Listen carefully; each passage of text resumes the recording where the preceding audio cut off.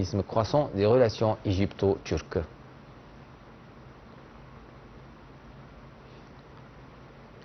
Et à la poursuite du dépouillement des votes après la fin du scrutin de la première étape des élections du Conseil des députés qui s'est déroulée dans 14 gouvernorats, regroupant 70 circonscriptions électorales.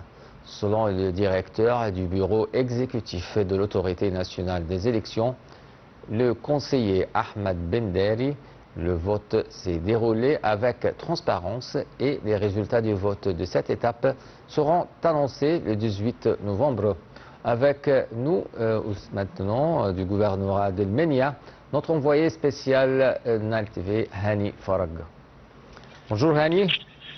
Bonjour, oui, comme vous venez de dire, je suis en fait dans le gouvernorat d'El Menia. Et justement, j'aimerais quand même vous donner quelques explications ou quelques dimensions en ce qui concerne cette course électorale. C'est une course électorale acharnée. C'est une forte concurrence entre les candidats dans le processus de vote. Les partisans dans des villages sont très enthousiastes pour leurs candidats sur le terrain marathon de vote à long terme pour les différentes institutions du gouvernorat d'El Menia. Par de telles expressions, nous pouvons décrire les différentes dimensions de la scène des élections législatives dans le gouvernorat d'El Menia. Les compétitions électorales sont déjà féroces, les villages plus que dans les villes du gouvernorat, surtout que le tribalisme et les liens familiaux en Haute-Égypte jouent un rôle majeur et décisif. Plus que ça, on la haute main, en particulier lors des élections législatives. Dans le premier jour des élections parlementaires, les voteurs étaient très enthousiastes pour supporter leurs candidats, notamment dans les régions rurales, raison pour laquelle il y avait des marches avec des musiques zaï ou traditionnelles de la Haute-Égypte, accompagnées de drapeaux des partis politiques de ces candidats et des cris de soutien aux candidats. Mais cela représente également une sorte de violation ou infraction quand même du silence électoral, ce qui a poussé les agents de police d'intervenir. Les agents de police, en fait, essaient toujours d'organiser l'afflux des villageois pour qu'ils les assurent un bon et facile déroulement du processus électoral. Ils essayent d'intervenir à tout moment pour lever tout obstacle, éliminer tout litige entre les électeurs qui sont vraiment enthousiastes. Mais j'aimerais quand même vous donner plus d'explications que dans le deuxième jour des élections, la température de la course électorale s'est élevée énormément. L'enthousiasme des partisans, des candidats du village, notamment de Sorte-Khamar, qui se trouve dans la première circonscription d'El Menia, s'est transformé en de violents litiges, disputes ou même bagarres devant les comités électoraux. Mais il y avait une intervention rapide de la part des agents de police pour stopper tout ça. C'était en fait des incidents momentanés qui n'ont pas affecté le bon déroulement de ce processus électoral. Il est également noté qu'un fort pourcentage de candidats proposés par les partis aux élections législatives sont des jeunes. Nous parlons des âges entre 30 et 45 ans. Je dois vous rappeler que le bureau de vote, ici, on est ouvert à 9 heures. Le local est quand même enfermé à 21 heures local avec une heure de repos de 15 heures à 16 heures. Mais en fait, ce qui est très remarquable depuis les premières heures de lancement de ce processus électoral, c'était la présence et l'afflux massif des électeurs, hommes et femmes, vers le bureau de vote, notamment dans les villages d'El Menia.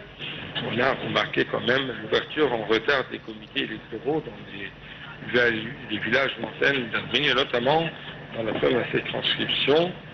Et un des juges n'a pas pu arriver au temps précis d'ouverture des comités. On a été informé qu'il a eu en fait un accident sur la route. J'aimerais vous donner plus d'explications en ce qui concerne ce processus électoral. Il y avait bien sûr, encore une fois, une mobilisation de la part des candidats pour fournir des moyens de transport à leurs électeurs, surtout que la géographie d'El Menia, qui se trouve en Haute-Égypte, possède des zones montagneuses Et il y a toujours une volonté de la part des institutions du gouvernorat, de l'autorité suprême des élections, de ne pas placer des comités électoraux aux étages supérieurs et par conséquent, les comités sont placés au rez-de-chaussée afin que chacun puisse voter, exercer leur droit constitutionnel, surtout de la part des personnes âgées et des personnes ayant des besoins spéciaux. Mais justement, si je peux dire, Mohamed, au niveau des citoyens, notamment dans les villages, on trouve qu'ils ne sont pas intéressés au programme politique. Alors, Hani, est-ce que je peux juste demander la participation, comment vous avez, quand tu as constaté la participation la plus pour affluente, qui ont afflué en plus les femmes, les jeunes, les hommes âgés? Comment tu as constaté? Lesquels ont participé en plus? En fait, même si les villageois n'ont pas eu Comme le Ménia est une partie de Haute-Égypte qui a sa tradition et ses coutumes. Oui, mais j'aimerais vous dire que même les gens, les villageois les plus simples qui n'ont pas eu un haut niveau d'enseignement, mais ils sont bien conscients pour qui ils vont voter. Encore une fois, les liens familiaux, les liens entre les tribus, c'est la ligne directrice dans cette élection au Ménia en général, en général et en Haute-Égypte en particulier, ou le contraire quand même. Mais ce que je veux dire, c'est qu'il y avait une mobilisation très importante, très majeure au niveau des villageois pour essayer toujours d'exercer leur constitution, si je puis dire, réserver leur siège dans le prochain Parlement égyptien au niveau de chambre de représentants. C'est une concurrence quand même entre les différents villages parce que chaque village essaie de supporter leur propre candidat, les candidats dont l'origine et des villages, de ses supporters et ainsi de suite. Donc, ce n'est pas les programmes politiques qui intéressent le programme politique des partis égyptiens qui intéressent les citoyens, mais c'est plutôt, il y a toujours